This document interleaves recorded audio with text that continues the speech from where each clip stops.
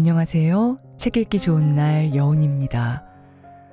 우리는 시공간의 제약 없이 인터넷과 컴퓨터 접속만으로 디지털 공간에서 쇼핑하고 금융거래를 하고 정보를 검색하고 게임을 하고 사람을 만납니다.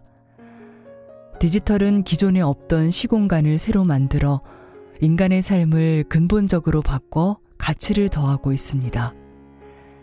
여기에 디지털은 생성형 AI 등 AI 기술을 만나 더욱 심화되고 있는데요. AI는 디지털 시대의 불쏘시개로서 디지털 혁명을 성공시킬 주역이라고 해도 과언이 아닙니다. AI가 주도하는 디지털 세상에서는 편리한 삶을 살 수 있습니다. 그러나 좋은 일만 있지는 않을 것입니다. AI 기술을 악용해 전쟁을 일으키고 인간의 생명과 신체를 해치고 범죄에 악용하고 산업과 시장을 교란하고 자유와 권리 등 인간의 존엄을 해칠 수 있습니다. 이에 법과 윤리로 단단히 무장하고 디지털 시대를 개척해야 하는 이유가 여기에 있는 것입니다. 오늘 소개할 책은 인공지능 시대에 우리는 어떻게 살아야 하는가? 디지털 생활자입니다. 이 책은 정보통신 전문 변호사인 이상직 저자가 AI가 만드는 디지털 세상에서 우리가 무엇을 챙기고 버려야 하는지를 알려주고 있는데요. AI가 중심이 되는 디지털 시대에 기술과 인간, 국가와 정치, 사회와 문화, 산업과 경제가 어떤 가치를 가지고 어떻게 창조되고 어떻게 지켜나가야 하는지 고민하고 대안을 찾고 있습니다. 자, 그럼 지금부터 잠시 책 속으로 들어가 살펴보겠습니다. 오늘도 책 읽기 좋은 날과 함께 좋은 시간 보내세요.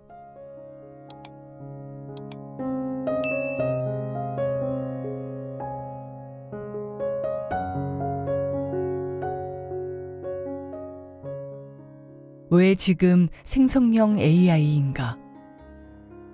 생성형 AI가 세계를 강타하고 있다. 우리는 생성형 AI가 어떻게 만들어졌고 어떻게 작동하는지 세세하게 알지는 못한다. 왜 하필 지금 생성형 AI일까? 첫째, 오픈 AI의 챗 GPT 마케팅 전략이다. 메타버스와 모빌리티 등 다른 모든 산업이 현금 유동성과 수요 부족으로 위축된 상태였다. 오직 챗 GPT만 기술적 완성도를 높여 상용화가 가능한 형태로 발표했고 결과는 데이트였다. 오픈 AI의 기업 가치와 예상 매출은 천정부지로 오르고 있다. 뚜렷한 경쟁 상품이 없는 시장에서 홀로 올라선 동무대였기에 큰 관심을 끌 수 있는 측면도 있었다. 챗 GPT의 수준을 보고 전 세계 교수들과 연구자, 언론이 앞을 다퉈 찬양 일색의 강연과 보도에 나섰다. 그들은 오픈 AI가 돈 한 푼 들이지 않은 광고판이었다. 정부는 오픈 AI 창업자를 초청해 분위기를 더욱 고조시켰다. 챗 GPT의 출시 전략은 기가 막힐 정도로 노련했고 홍보 전략은 세련되었다. 컨설팅 업체 등과 연계해 치밀한 전략 수립 과정이 있었으리라 보인다. 둘째, 미국의 글로벌 경제 전략과도 일치한다. 그 속에는 미국의 절박함이 담겨 있다. 미국은 미소 냉전 시대에 자본주의 국가 그룹을 이끌면서 경제전쟁에서 승리했다. 소련은 강력한 국방 기술을 가지고 있으면서도 폐쇄적인 경제 시스템으로 인해 국방 기술을 경제 기술로 전환하는 데 실패했다. 미국은 소련이 붕괴된 후 유일무이한 최강국이 되어 세계 경제를 견인했지만 그 시장조차 포화하고 인건비를 비롯한 비용이 증가하면서 경제 성장에 부담이 되어 미국은 전략을 바꾸었다. 반도체 등 주요 미래 산업의 기획 설계는 자신이 맡고 제조 유통 부문을 중국, 인도 등 외국에 이관하는 것이었다. 결과는 대성공으로 미국과 세계의 동반 성장을 가능하게 했다. 그런데 변수가 발생했다. 중국에서 인건비 등 비용이 증가하기 시작했고 중국은 미국의 자리까지 노리기 시작한 것이다. 중국은 반도체 등 첨단 산업의 기획, 설계 부문까지 맡을 수 있을 정도로 기술 성장을 이루었다. 미국을 경쟁자로 보기 시작한 것이다. 깜짝 놀란 미국의 선택은 무엇이었을까? 미국의 국가 안보를 지키고 미국 주도의 첨단 산업 시스템을 유지하기 위해 중국의 경제 전쟁을 선포했다. 미중 갈등이 시작된 것이다. 이런 상황에서 생성형 AI는 미국이 중국을 견제하고 세계 경제를 미국 주도로 이끌 수 있는 또 하나의 기회를 주고 있다. 셋째, 생성형 AI는 기업의 비용을 절감할 수 있게 한다. 생성형 AI의 출현은 기존 기업 문화를 바꿀 수 있는 환경을 제공한다. 기업들은 속으로 만세를 부르고 있다. 생성형 AI의 활용 방안은 놀랍다. 챗 GPT 기능을 외부 고객에게 제공하면 그 고객이 챗 GPT를 이용해 새로운 서비스를 창출할 수 있다. 문서, 파워포인트, 도표 작성을 지원함으로써 고객의 업무 생산성을 높일 수 있다. 외부 기업의 다양한 서비스를 챗 GPT 플랫폼 안으로 가져와 연결하면 고객의 요구를 더욱 만족하는 답변이 나온다.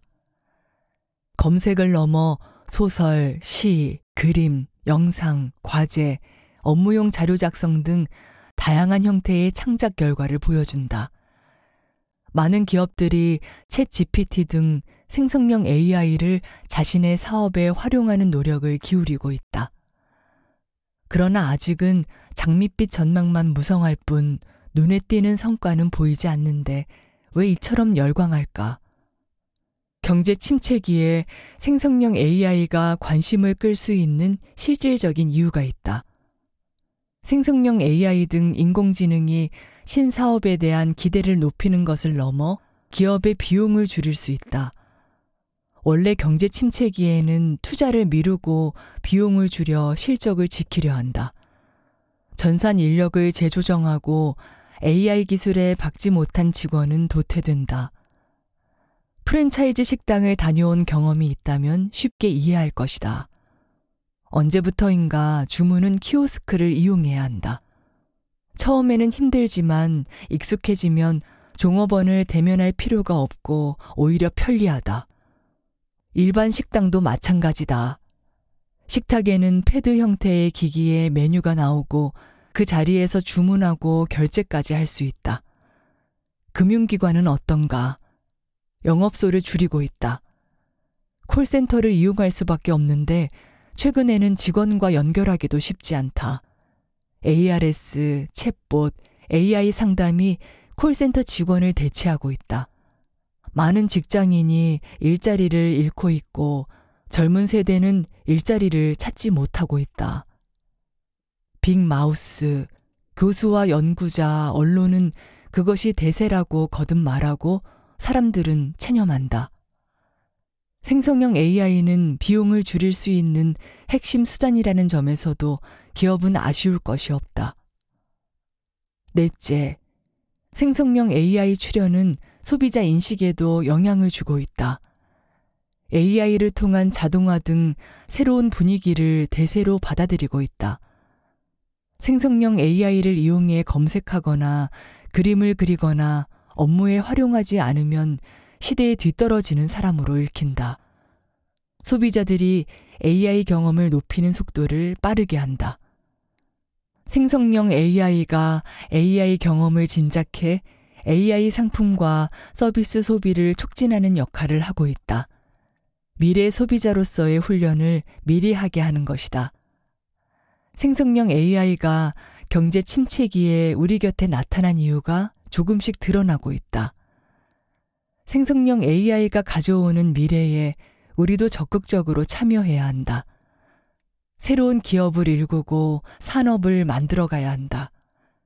그 안에서 우리는 생성형 AI 등 기술이 어떻게 작동하는지 알 수 없지만 그 기술 생태계에서 벗어날 수 없는 일부가 되고 있다. 그로 인한 기술적 소외감과 무력감도 커지고 있다. 이런 때일수록 우리는 생성형 AI 경제의 소비자로서 주체라는 사실을 각성해야 한다.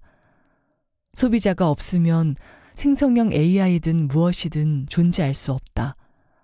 소비자로서의 목소리를 내고 당당하게 권리를 찾아야 한다. 생성형 AI의 작동과 위험 요소 등 필요한 사항을 당당하게 묻고 요구할 수 있어야 한다. 그것이 생성형 AI 시대를 허용하면서 우리를 지켜내는 법과 윤리다. 우리 안의 오이디푸스. 그리스 테베의 왕 라이우스는 왕자가 자라면 자신을 죽인다는 신탁을 받는다. 양치기에게 왕자를 맡기고 죽이라고 명령한다. 양치기는 차마 죽이지 못해 왕자를 버려두었는데 어느 부부가 구해 양자로 키운다. 그가 오이디푸스다. 성인이 된 어느 날 거리에서 시비가 붙어 아버지인지 모르고 라이우스를 죽인다. 결국에는 테베의 왕이 되고 자신의 친모와 결혼까지 한다. 훗날 진실을 접한 그는 두 눈을 찔러 자신을 벌하고 방랑길에 오른다. 우리는 시장 경제와 이성, 과학의 힘으로 진화하고 발전했다. 기계 등 기술 장치를 고도화했다. 물론 위험을 통제할 수 있는 경우에만 삶에 편입했다. 삶은 갈수록 편해졌지만 개인은 간단한 장치조차 직접 만들지 못한다. 어떤 물질로 이루어지고 어떻게 작동하는지 모른다. 사용법도 갈수록 쉬워지고 있다. 화면을 접촉하거나 자판을 두드리는 등 간단한 동작으로 활용할 수 있다. 다양한 경제, 사회 활동을 하는데 아무런 문제가 없다. 디지털 시대에 바보가 되어가는 것일까? 반면에 AI는 사람의 육체 활동을 넘어 정신 활동까지 대체 모방하면서 발전을 거듭했다. 챗 GPT 등 생성형 AI가 화두가 되고 있다. AI 알고리즘은 그 수준이 높을수록 어떤 결과를 내놓을지 예측할 수 없다. 인간의 예측과 능력을 넘어 우리 사회에 편익을 제공하는 것이 그 목적이기 때문이다. 그러나 잘못되었을 때의 위험이 부각되는 등 두려움이 급격하게 확산되고 있다. 우리가 만든 AI의 위험이 계속 커진다면 우리를 심각하게 위협하지 않을까? 오이디푸스가 그랬던 것처럼 AI 세상을 만든 우리 삶을 송두리째 파괴하지 않을까 두렵다. 그러면 AI를 포기하고 과거로 돌아가야 할까? 자본 기술로 끊임없이 시장을 키워야 하는 자본주의 경제를 포기해야 할까? 그래서는 안 되며 성장을 멈출 수도 없다. 멈추면 부익부, 빈익빈 등 온갖 문제가 드러나고 갈등과 분쟁이 격화된다. 성장은 인간 진화의 자연스러운 사회 현상으로 AI는 성장을 위한 기술로서 그 연장선에 있으며 따라서 해결책을 찾아야 한다. 디자이너 토마스 투웨이츠는 걱정과 스트레스에서 벗어나기 위해 인간임을 잠시 멈출 수 있을까 고민했다. 그는 염소처럼 보이려고 풀을 소화하는 기계와 의족을 만들어 몸에 부착했으며 염소가 되어 알프스 농장에서 염소들과 생활했다. 간단한 토스터기를 직접 만들기도 했다. 세상을 돌아다니며 400여 개 부품에 필요한 철, 구리, 플라스틱, 운모, 니켈 등 원재료를 구했다. 철광석을 구해 흙으로 된 굴뚝, 타일 조각, 진흙 등을 이용해 철을 재련했다. 바위에서 칼을 이용해 운모를 채취했으며 폐품을 녹여 플라스틱을 구했다. 광산 폐기물 웅덩이에서 금속이 녹은 물을 전기분해해 구리를 얻었고 동전을 녹여 니켈을 구했다. 토스터기에 필요한 전기 회로를 구성하고 직접 만든 나무 틀에 녹인 플라스틱을 부어 토스터기 외부를 만드는 등 엄청난 노력을 기울여 토스터기를 만들었고 마침내 식빵을 넣어 작동시켰는데 얼마 가지 못해 고장났다. 자연으로 돌아가려는 그의 실험은 신기하고 재미있지만 우리가 인간 이전의 상태로 돌아갈 수 없음을 역설적으로 보여준다. 과학기술로 이룬 문명을 포기하기 어렵다. 그의 실험처럼 우리는 혼자 할 수 있는 것이 거의 없다. 기술 장치 또는 누군가의 도움을 받아야 하고 도움을 주어야 한다. 그것이 공동체다. 자본주의는 끊임없이 성장해야 한다. 과학기술과 그의 바탕을 둔 산업과 시장 발전이 성장을 위한 수단과 전략이다.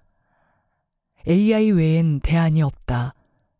그러나 인간이 예측할 수 없는 결과물을 내놓기에 기존의 기계에서 나오는 위험과 차원을 달리한다. 위험의 의미, 성격과 효과를 다시 정의하고 대책을 세워야 하며 이것만이 테베왕 라이오스의 비극을 피하고 우리가 살 길이다. 언제까지 두려워하고 멀리할까? AI가 발전을 거듭하면 인간을 능가하고 궁극에는 지배할 것이라고 한다. 정말 그럴까? 앤드류 니콜 감독의 영화 가타카를 보자. 유전공학의 발달로 나쁜 유전자를 제거해 완전한 아이만 태어나는 세상이다. 건강, 수명, 성격까지 완벽하다. 그런데 주인공 빈센트는 부모의 선택으로 유전자 조정 없이 태어났다. 근시에 신경계 질환 60%, 심장질환 99%, 예상 수명 30.2년의 잔인한 운명이다. 실망한 부모는 인공수정으로 완벽한 유전자를 가지는 동생 안톤을 출산한다. 빈센트는 우주 탐사가 꿈이다. 완벽한 유전자를 가지는 사람의 증명서와 생체 정보를 위조해 우주항공회사 가타카에 취업한다. 영화의 한 장면에서 빈센트는 동생 안톤과 수영 시합을 한다.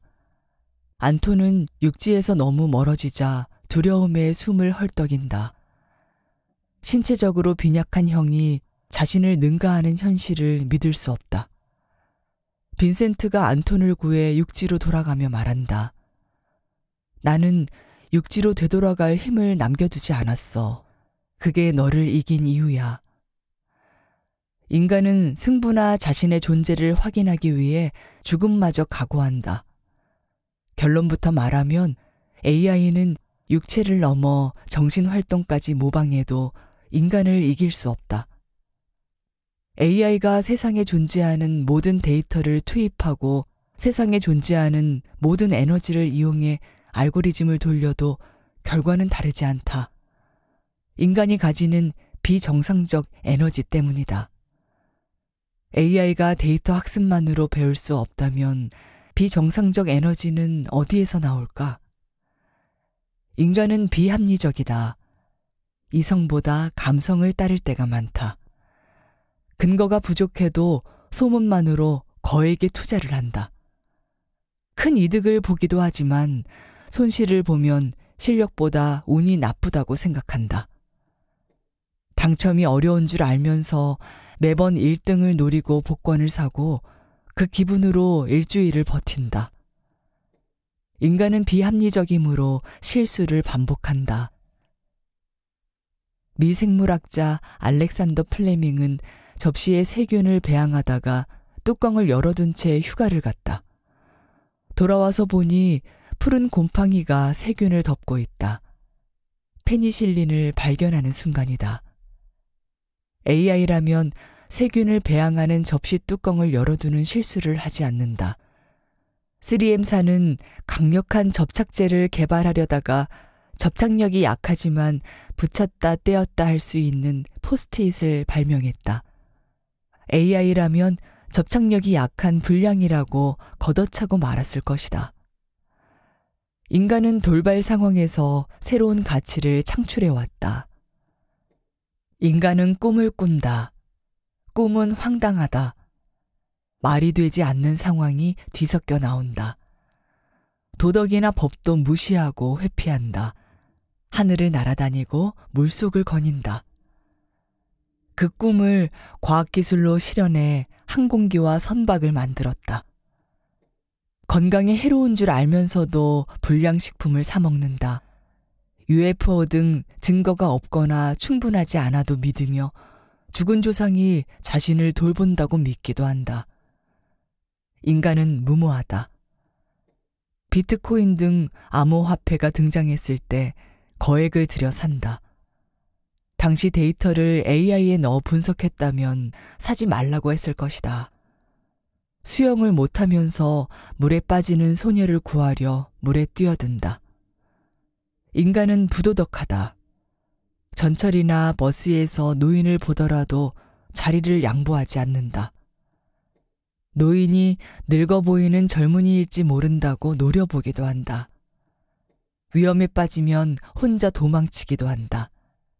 돈을 잃을 줄 알면서도 도박장을 찾는다.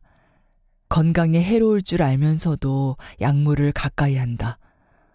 도덕적으로 지탄받는 이들 중에 훌륭한 예술품 등 걸작을 남긴 이들도 많다.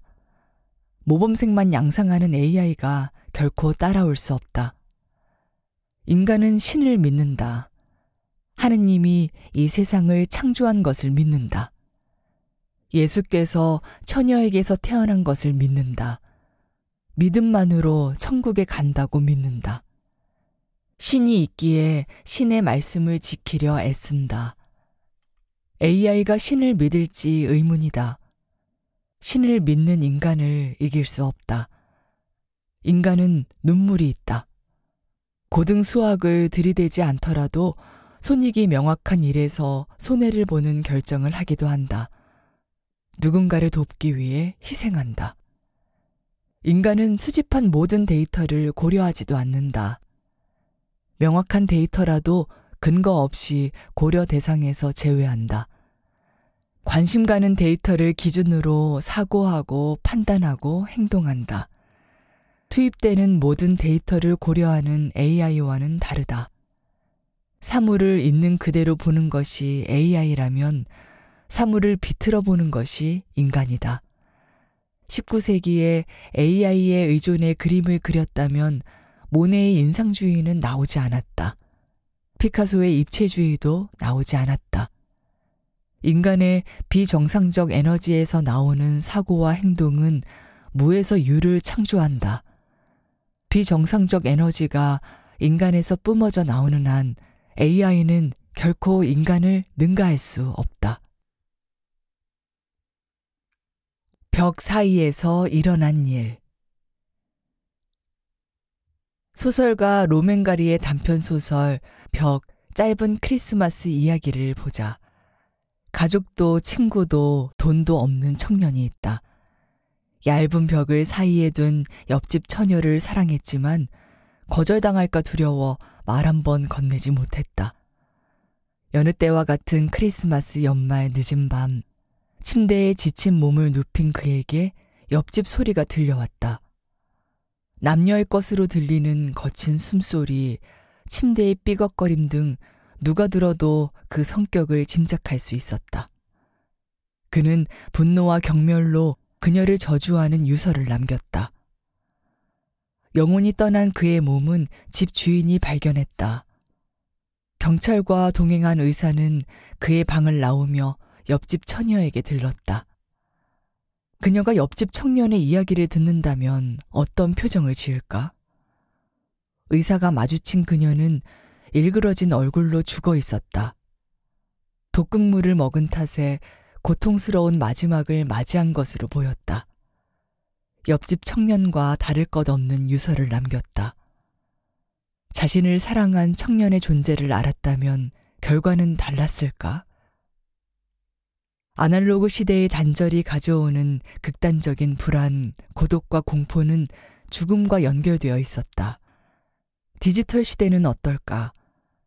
2000년대 인터넷에 이어 2010년대의 스마트폰, 2020년대는 AI가 변화를 주도하고 있다. SNS 등으로 끊임없이 소통하는 시대다. 디지털은 언제 어디서나 누구나 접속할 수 있으며 생면부지의 누구와도 대화한다. 아날로그적 단절을 끝내는 소통 장치다. 디지털 세대는 태어나면서부터 휴대전화를 안고 살며 기술 문명의 혜택을 만끽하고 있다. 그런데도 불구하고 불안, 고독과 공포는 어디서 오는 것일까? 디지털 세대는 열심히 하면 성공했던 기성세대의 자녀로 태어났다. 돈을 들여 많은 경험을 했으며 풍요로운 어린 시절을 보냈다. 그러나 저성장의 늪에 빠져 미래로 갈수록 나을 것이 없다. 화려한 스펙에도 불구하고 직장 구하기는 하늘의 별 따기이며 그 기회조차 얻지 못하고 있다. 온라인에서는 나 말고 모두 잘난 사람으로 보여 나만 고립되고 실패를 거듭하는 것 같다. 그렇게 속마음을 건네는 진정한 소통은 사라진다. AI 등 과학기술이 불러오는 소외도 문제다.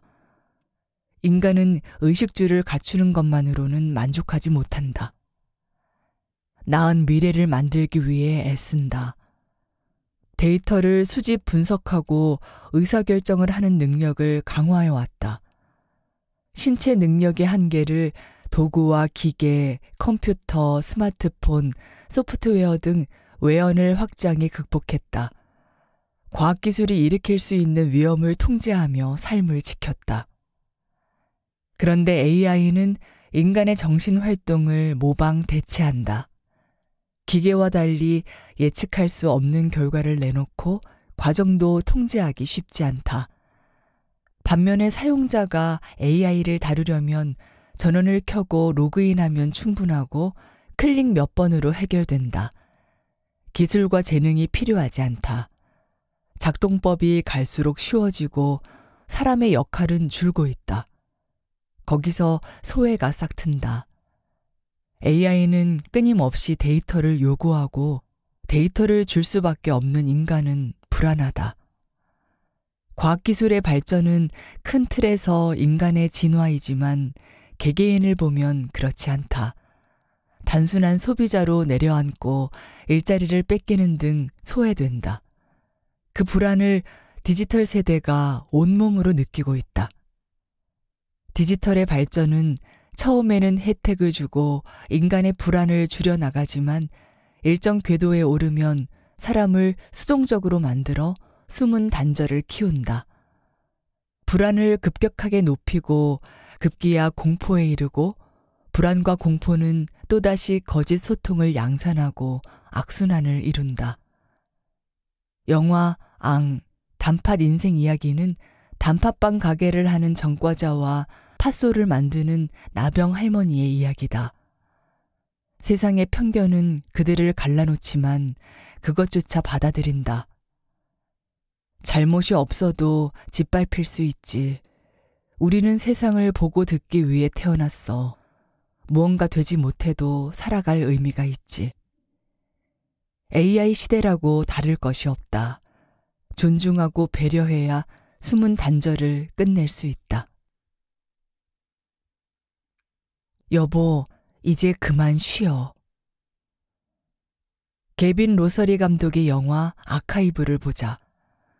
회사는 유족이 마지막 순간을 함께할 수 있도록 죽은 사람의 기억과 의식을 일정 기간 보관하는 아카이브를 운영하고 있다. 엔지니어 조지 알모어는 아내 줄스와 함께 차를 타고 가다가 교통사고를 당한다. 조수석에 있던 줄스는 죽고 자신만 살아남았다.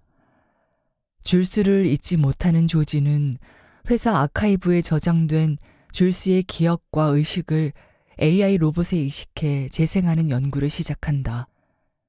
실패를 거듭한 끝에 줄스의 재생에 성공한다. 그때 전화벨이 울린다. 누구에게서 온 전화일까? 여기에 반전이 있다. 전화기 저편에 여자 목소리가 흐느끼며 말한다. 여보, 그만해. 당신은 죽었어. 이제 편히 쉬어. 그렇다. 교통사고로 죽은 사람은 줄스가 아니고 조지였다. 그의 데이터가 아카이브에서 자신은 살아있고 줄스가 죽은 것으로 착각해 그녀를 복원하는 연구를 했던 것이다.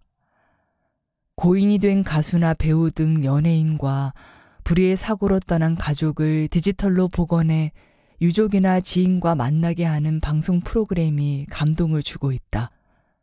부모님 등 돌아가신 가족의 음성, 영상 등을 AI로 합성해 유족에게 제공하는 상용 서비스도 나올 것으로 보인다. 무속인에게서나 듣던 고인의 모습을 VR 기기와 모니터로 듣고 본다. 고인이 된 화가, 작곡가, 가수, 소설가, 시인, 사진작가, 배우 등을 복원하고 AI로 그들이 실제 만들고 활동했던 작품과 비슷한 작품을 계속 만들어낼 수 있다.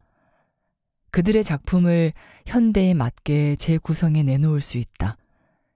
AI가 만든 빈센트 반 고흐의 그림이 쏟아지고 베토벤, 모차르트, 슈베르트의 클래식 음악이 쏟아진다고 생각해보자. 마릴린 먼로의 신작 영화가 쏟아진다고 생각해보자. 처음에는 재미있고 감동적일 것이다. 하지만 그 감동이 얼마나 오래 갈까? 초기에는 관심을 끌다가 서서히 도태될 수 있다. 새로운 작가들은 고인이 된 예술가들의 부활로 창작과 시장에서 두각을 낼 기회를 빼앗길 수 있다. 이를 시장에만 맡겨야 할까? 과거가 현재로 복제하거나 재생산되는 것이 과연 옳을까? 사람이 죽으면 이 세상에서의 삶을 마무리하는 장례의식을 치른다. 상당한 기간 마음에 아쉬움과 그리움이 남지만 그렇게 보내드리고 유족은 다시 일상을 살아간다. 고인이 데이터 형태로 남아 언제 어디서나 필요하면 가상현실로 불러내는 것은 고인에 대한 예의가 아니다. 고인이라 해도 인간의 존엄과 가치는 존중되어야 한다. 이것이 사람에 관한 데이터 복원에 윤리가 필요한 이유다. 소셜미디어 등 온라인에 고인의 계정이 오래 남아있는 경우도 어색하다. 오프라인에서 사망 신고가 되면 관공서 등 모든 기록에서 고인의 흔적이 지워진다. 온라인에서도 고인의 데이터 흔적을 지워드리는 것이 맞지 않을까? 디지털 장애 서비스 역할이 중요하고 유족도 고인을 편히 쉴 수 있도록 해야 한다. 물론 고인을 기억하기 위한 최소한의 장치는 필요할 수 있다. 지금껏 그래왔듯이 낡은 사진 몇 장과 아련한 기억이면 충분하지 않을까? 데이터도 사진, 음성, 영상 등 최소한의 것만 있으면 된다. 고인을 생생하게 부활시키거나 환생시키는 정도에 이른다면 고인에 대한 모욕이 아닐까? 여러분에게 묻고 싶다. 누군가 당신이 사망한 뒤에 데이터 AI로 부활시키겠다면 선뜻 동의하겠냐고. 데이터 AI의 발전은 인간의 삶을 풍요롭고 행복하게 하기 위해 활용되어야 한다. 시장에 수요가 있다고 해도 인간의 존엄과 가치를 훼손하는 악마의 기술이 되어서는 안 된다. 영원한 안식에 들어야 하는 분들을 복원해 온라인 공간에 돌아다니게 하는 것이 정녕 옳은지 다시 생각해보자. 마리나 아브라모비치의 눈물. 이솝우화로 시작하자. 양치기 소녀는 늑대가 왔다는 거짓말로 마을 사람들을 수차례 속였다. 늑대가 진짜 왔을 때 목이 터져라 외쳤지만 아무도 믿지 않았다. 피해는 양치기 소년의 신뢰 상실에 그치지 않았다. 마을은 비싼 양들을 잃었다. 양의 젖과 고기, 치즈를 먹을 기회를 잃었다. 양을 팔아 돈을 벌 기회를 잃었다. 양을 살 때 빌린 대출금을 갚지 못했다. 고깃값 인상 등 고물가로 어려움을 겪었다. 더 큰 문제는 마을에 거짓이 넘치고 진짜마저 믿지 않는 불신이 가득해졌다는 것이다. 가짜 뉴스는 정치, 경제 등 범죄적 이익을 취하려고 만들어진다. AI를 이용하면 정교한 가짜 뉴스를 만들 수 있다. 정보를 조작해 시민이 신뢰하는 뉴스로 포장해 퍼뜨린다. 가짜를 믿고 싶은 사람이 있다. 그들에게는 진실보다 이득이 되는지가 중요하다. 가짜를 퍼뜨리는 데 멈추지 않고 가짜를 내세워 진짜를 공격한다. 그렇게 공동체는 분열되고 무너진다. 늑대가 왔는지는 그나마 진실을 알기 쉽다. 가짜 뉴스는 그렇지 않다. 진실은 재현하기 어렵고 왜곡되기 쉽다. 가짜는 사람의 악의가 더해지면 증폭된다. 진실과 거짓이 뒤섞이기도 한다. 인류의 발전사를 보자. 이상과 현실, 신과 인간, 천국과 세속, 선과 악을 나누는 이분법이 지배했다. 대립관계에 있는 것을 통제하거나 배척하는 세상에서는 진짜가 중요했고 가짜는 범죄였다. 현대는 이상보다 현실을 중시한다. 천국보다 세속이 중요하다. 선한 사람도 악한 면이 있고 악한 사람도 선한 면이 있다. 모든 가짜가 나쁜 것은 아니다. 피카소에 의해 황소머리라는 예술작품이 된 자전거 안장, 핸들이나 생쥐를 모방한 미키마우스처럼 진짜를 능가하는 가짜가 인정받는 세상이다. 뉴스에서는 진실과 거짓의 경계가 어미 몇 개를 바꾸고 뉘앙스를 달리하는 것만으로 흔들린다. 1억 원의 피해가 발생했을 때 어떤 뉴스는 1억 원이나 되는 큰 피해를 입었다라고 하고 다른 뉴스는 피해는 겨우 1억 원에 그쳤다고 한다. 독자가 받는 느낌은 같을 수 없지만 그럴 수 있다. 선거를 앞두면 당선을 위한 범죄적 절박감이 있다. 상대 후보를 비방하려고 가짜 뉴스를 제조 유포한다. 검증할 시간이 없으니 효과를 본다. 가짜 뉴스를 악용해 정치적 팬덤을 형성한다. 공동체의 가치를 무너뜨리는 것, 그것이 우리가 막아야 할 가짜다. 정부는 가짜 뉴스 방지책을 마련하고 허위 사실 제조, 유포에 해당하면 정보통신망법, 형법, 공직선거법 위반 등 범죄로 처벌한다. 신뢰성 높은 전문기관에서 팩트체크를 하고 AI를 이용해 가짜 뉴스의 특징, 패턴을 읽고 증빙이 있는지 검증한다. 뉴스 플랫폼은 가짜 뉴스가 유포되지 않도록 알고리즘을 점검한다. 물론 공동체의 이익을 위해 특정 쟁점에서 뉴스가 의혹, 이의를 제기하고 해명을 요구할 수 있다. 가짜 뉴스 방지책에 진짜 뉴스가 갇혀서도 안 된다. 가짜 뉴스의 가장 큰 책임은 가짜 뉴스를 제조, 유포한 자일까? 아니다. 언론이다. 독자가 아니라 자신과 광고주가 원하는 것을 뉴스라며 던지고 이해관계를 기준으로 독자를 가른다. 언론이 신뢰를 잃은 곳에 가짜 뉴스가 싹튼다. 예술가 마리나 아브라모비치는 관객과 마주 앉아 눈빛을 교환하는 행위 예술을 했다. 공연 첫날 그녀가 감았던 눈을 뜨자 중년 남자가 앞에 있었다. 그녀의 눈이 흔들렸다. 30년 전 헤어진 동료이자 연인 울라이였다. 침묵이 흐르고 눈물이 흘렀다. 손을 맞잡은 장면은 관객의 마음을 적셨다. 가짜 뉴스를 막는 방법도 다르지 않다. 언론이 진정성을 갖고 독자의 눈과 입을 응시해야 한다. 독자의 마음을 적실 뉴스를 생산한다면 가짜 뉴스가 비집고 들어올 자리는 없다. 디지털 시대에는 가짜의 홍수 속에서 진짜를 구해야 한다. 잠시 멈추고 돌아봐야 할 때. 과학기술이 발전하면 삶이 즐거워야 한다. 그런데 현실은 왜 이리 빡빡할까? 조선시대에는 서울에서 부산까지 가는데 10일에서 20일이 걸렸지만 지금은 기차로 3시간이면 충분하다. 하지만 그렇게 아낀 시간에 쉬지 못하고 휴대전화나 PC로 일한다. 옛날이면 풍경을 감상하거나 휴식했을 길이다. 어떤 삶이 행복한가? 그래도 지금이 나은 것은 맞지만 여유는 창 밖으로 내몰리고 있다. 철학자 마르틴 하이데거에 따르면 현대인은 기술을 통해 자신의 존재를 드러낸다. 기술은 인간이 자연을 개발하는 방식이다.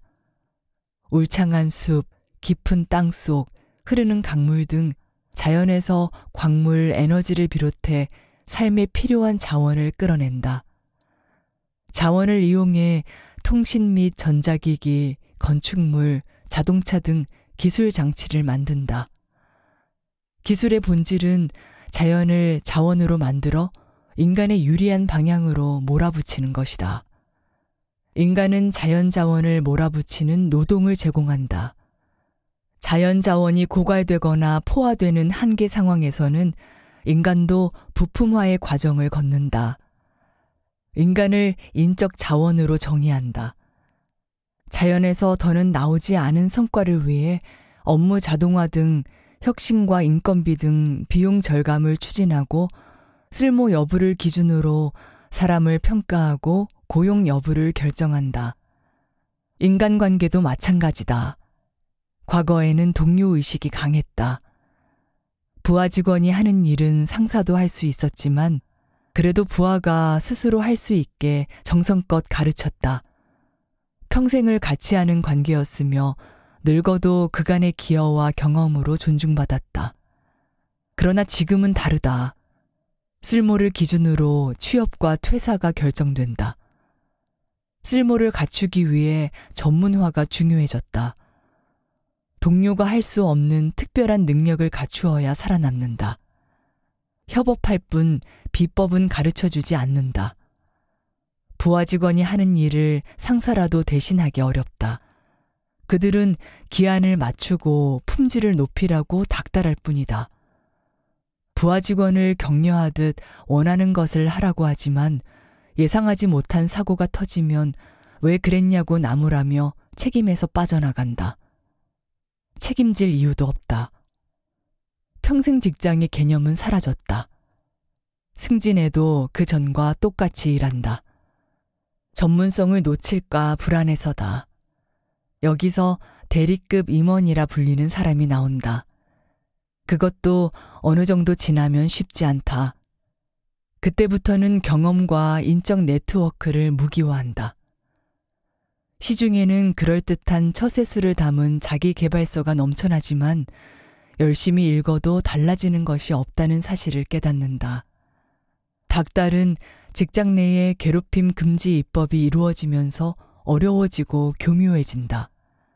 감사나 징계 등 공적 시스템을 악용하기도 한다.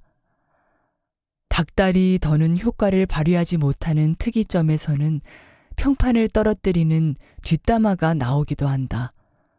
상사에 대한 존중도 없어지고 서로 간에 고소나 고발이 난무한다. 디지털 시대의 기술 발전은 상상을 초월한다. 수요가 없어도 기술이 개발되면 상품이 나오는데 존재하지 않는 수요를 만들라고 닥달한다. 시장 출시 시기, 방법 등 다양한 마케팅 전략을 구사한다. 자연스럽게 없는 수요를 만드는 것을 혁신이라 포장한다. 수요를 만들지 못하면 혁신성이 떨어진다며 닥달한다. 허위, 과장 광고, 불완전 판매 등 억지 수요를 만들려는 행위는 처벌된다. 데이터를 수집하고 분석해 고객 수요를 찾는다. 고객은 끊임없이 필요하지도 않은 상품과 서비스를 사라고 닥달을 당한다. 물론 고객도 기업을 닥달한다.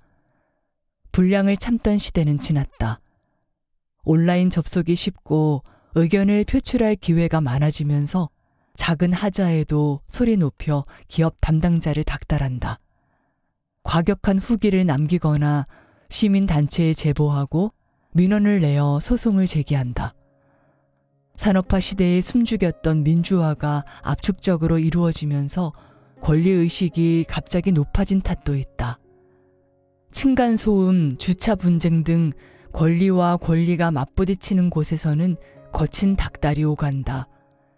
감정 충돌을 거쳐 법적 분쟁이나 돌이킬 수 없는 파국으로 끝을 본다.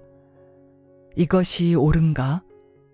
닭달보다 양보와 배려가 먼저다. 현대 기술사회가 인간의 존엄과 가치를 팽개치고 눈앞의 이익에만 매몰되면 미래는 없다.